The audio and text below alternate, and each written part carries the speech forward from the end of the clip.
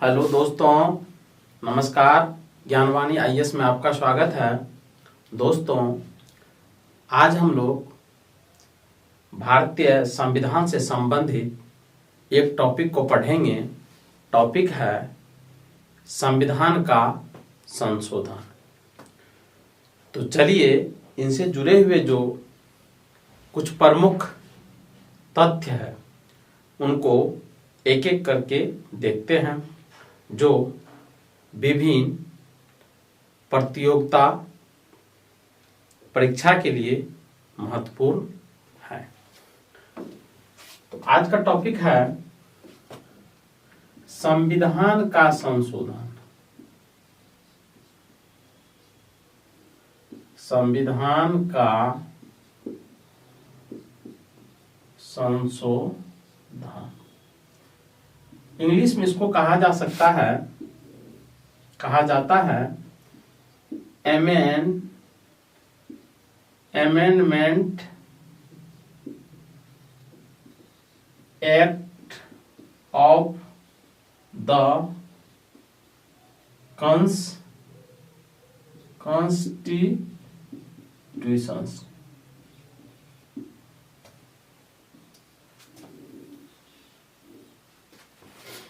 तो चलिए इनसे जुड़े हुए जो तथ्य दिए हुए हैं उनको देखते हैं। हम जानते हैं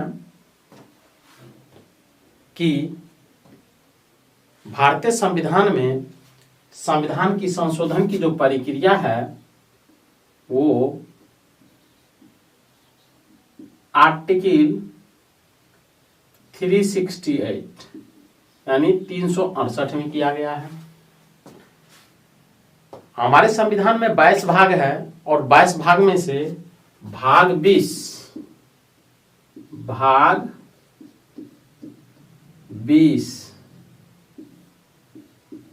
संविधान संशोधन से जुड़ा हुआ है। हमारे संविधान में संशोधन की प्रक्रिया इसलिए स्थापित किया गया क्योंकि संविधान को यदि अस्थायी बना दिया होता तो यदि संविधान अस्थायी होता तो देश की प्रगति में बाधक बन जाता। इसीलिए समय के साथ परिवर्तन ये प्राकृतिक का नियम है और इसी नियम को देखते हुए कि हर समय, हर दिन, हर वर्ष एक जैसा नहीं होता है और समय के साथ परिस्थितियां बदलती है। इसीलिए समय के अनुरूप संविधान में बदलाव करने की व्यवस्था किया गया है। डॉक्टर अंबेडकर ने संविधान में संशोधन की प्रक्रिया को न तो बहुत कठोर बनाया और न ही बहुत लचीला बनाया। हमारे संविधान में संशोधन की जो प्रक्रिया है वह कठोर और लचीला दोनों का मिश्रण है। इसलिए आईएएस के एग्जाम में एक बार प्रश्न भी पूछा गया था कि हमारे संविधान जो है नम और अनम का मिश्रण है, क्या यह सही है? तो इस प्रकार के प्रश्न पूछे जाते हैं विभिन्न एग्जामों में। तो हमारा संविधान जो है नम और अनम दोनों का मिश्रण है, यानी ना तो कठोर है ना तो लचीला है, दोनों के सम्मिश्रण से बनाया गया है। आप विश्व के कुछ देशों को देखेंगे, जैसे अमेरिका का जो संविधान है और वहां जो संशोधन की प्रक्रिया है वो कठोर है। जबकि आप ब्रिटेन की संविधान की बात करें तो ब्रिटेन के संविधान में संशोधन की जो प्रक्रिया है वो कठोर नहीं है, बहुत ही आसान है। लेकिन हमारे संविधान में न तो ब्रिटेन वाली प्रक्रिया को अपनाया गया है और न ही अमेरिका वाली। हाँ, ये जरूर है कि दोनों के सम्मिश्रण वाली पद्धति को अपनाया गया है। तो चलिए अब देखते हैं संविधान संशोधन से संबंधित तथ्य। संविधान संशोधन से संबंधित जो तथ्य है इसमें एक महत्वपूर्ण तथ्य है जिनको मैं बताना चाहता हूं। कि भारत के संविधान के किसी भी भाग में संसद को, भारतीय संसद को संशोधन करने का अधिकार है, लेकिन जो मूल ढांचा है संविधान का उसमें संशोधन करने के अधिकार नहीं है। हालांकि यह विवादित रहा है, लेकिन अंतिम निर्णय में यही तथ्य उभर कर सामने आया कि संविधान की जो मूल ढांचा उसमें किसी प्रकार की संशोधन संसद नहीं कर सकती है। और मूल ढांचा का जो सिद्धांत है ये केशवानंद भारती बनाम केरल राज्य मुकदमा से स्पष्ट हुआ। हम अगले वीडियो में केशवानंद भारती बनाम केरल राज्य मुकदमा जो है इनकी चर्चा करेंगे। इसमें और भी 2-4 केस हैं, जैसे मिनर्वा मिल्स है, मिनर्वा मिल्स बनाम भारत संघ मुकदमा, उसके बाद गोलकनाथ विवाद है। चलिए हम इसको वहां चर्चा करेंगे। अभी हम लोग देख लेते हैं संविधान संशोधन से संबंधित तथ्य को। तो आर्टिकल 368 भाग 20 में संविधान संशोधन की प्रक्रिया का उल्लेख है। आगे देखते हैं कि संशोधन की जो प्रक्रिया है, प्रक्रिया, तो इसमें देखेंगे कि प्रक्रिया के संदर्भ में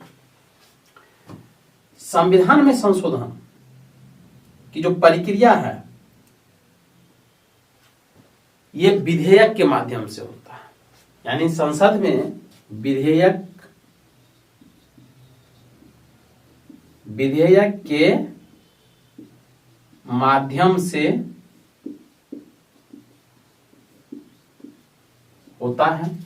अब प्रश्न उठता है कि संसद में जो विधेयक लाया जाएगा संविधान संशोधन से संबंधित, तो किनके द्वारा लिया जाएगा, किनके द्वारा लाया जाएगा? तो संविधान संशोधन से संबंधित विधेयक संसद में सरकारी सदस्य,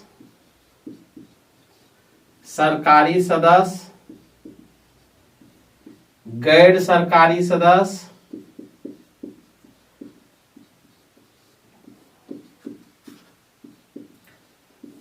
या मंत्री या कोई मंत्री हो, उनके द्वारा ये विधेयक संसद में लाया जा सकता है। अब यहां सरकारी सदस्य और गैर सरकारी सदस्य को थोड़ा स्पष्ट कर ले। सरकारी सदस्य वह होता है जो बहुमत दल के प्रतिनिधि होते हैं, और गैर सरकारी सदस्य वो होते हैं जो विपक्षी दल के प्रतिनिधि होते हैं। आगे देखते हैं तीसरा पॉइंट कि संसद में जो संविधान संशोधन विधेयक लाया जाएगा वो किस सदन में लाया जाएगा? तो वो किसी भी सदन में लाया जा सकता है, वो किसी भी सदन में लाया जा सकता है। कहने का तात्पर्य है चाहे वो लोकसभा हो या राज्यसभा हो, इनको कहा जाता है निम्न सदन, इनको कहा जाता है उच्च सदन। तो ये विधेयक किसी भी सदन में लाया जा सकता है, लोकसभा या राज्यसभा, लेकिन राज्य के विधानमंडल में नहीं लाया जा सकता।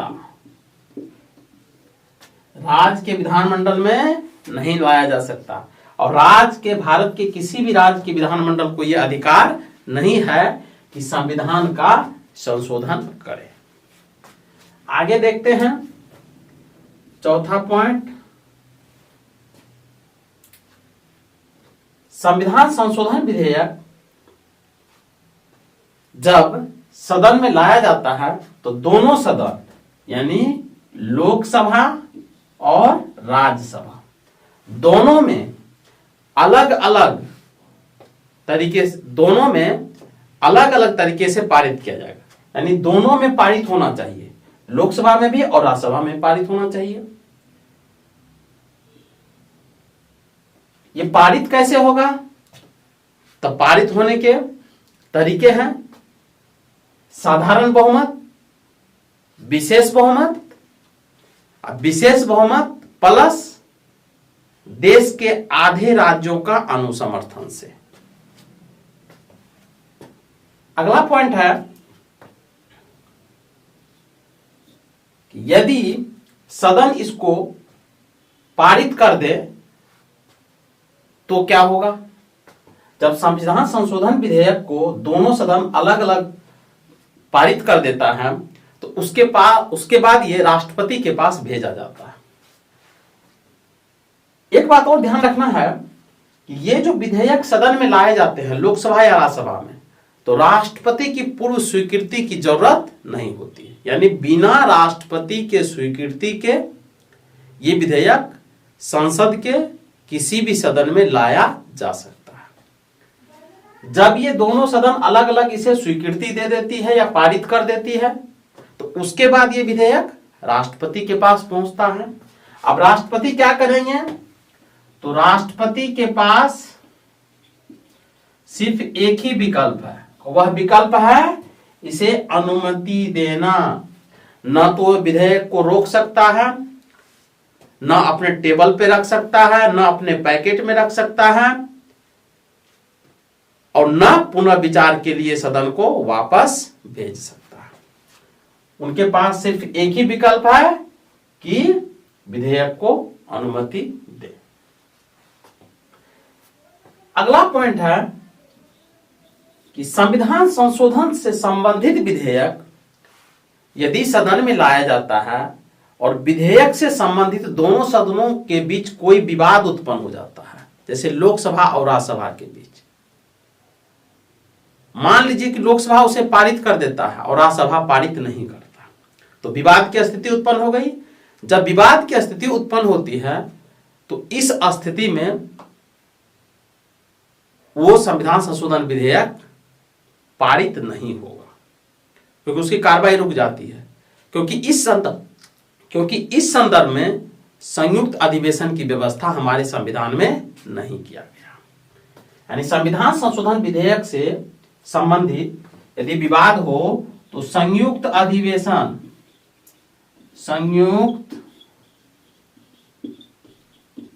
अधिवेशन की व्यवस्था हमारे संविधान में नहीं की गई है।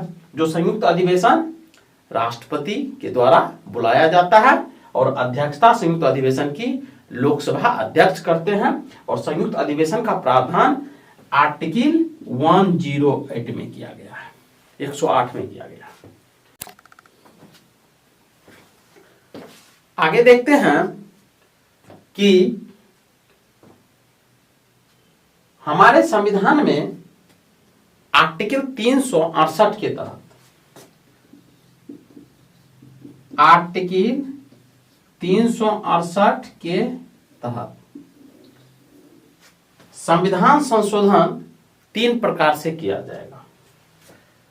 संविधान संशोधन की प्रक्रिया जो है वो 3 प्रकार से दी गई, यानी संविधान में संशोधन की जो प्रक्रिया है वो 3 तरह से दिया जाएगा। पहला है साधारण बहुमत, संसद के साधारण बहुमत के द्वारा। दूसरा है विशेष बहुमत, यानी संसद के विशेष बहुमत के द्वारा। और तीसरा है विशेष बहुमत, संसद के विशेष बहुमत प्लस भारत के आधे राज्यों का अनुसमर्थन, यानी आधे राज्यों की सहमति। तो विशेष बहुमत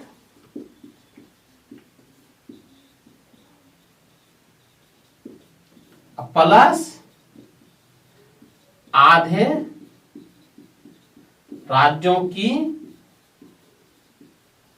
सहमति आवश्यक है। लेकिन यहां पर एक बात महत्वपूर्ण है कि आर्टिकल 368 के तहत सिर्फ 2 प्रकार के ही संशोधन किए जाते हैं, एक विशेष बहुमत के द्वारा, एक विशेष बहुमत प्लस आधे राज्यों की सहमति के द्वारा। साधारण बहुमत से जो संशोधन होता है वो आर्टिकल 368 के तहत नहीं किए जाते हैं। तो हमने देखा कि संविधान से संबंधित कुछ महत्वपूर्ण तथ्य अगले वीडियो में हम आप लोग को बताएंगे कि साधारण बहुमत से किस तरह के विधि का संशोधन होता है और विशेष बहुमत से किस तरह के मुद्दे का संशोधन होगा, और विशेष बहुमत प्लस आधे राज्यों की जो सहमति है उनसे किस प्रकार के जो मुद्दे हैं उनका संशोधन किया जाएगा और कौन सा पक्ष है। तो चलिए आज के वीडियो में बस इतना ही, मिलते हैं अगले वीडियो में, तब तक के लिए जय हिंद।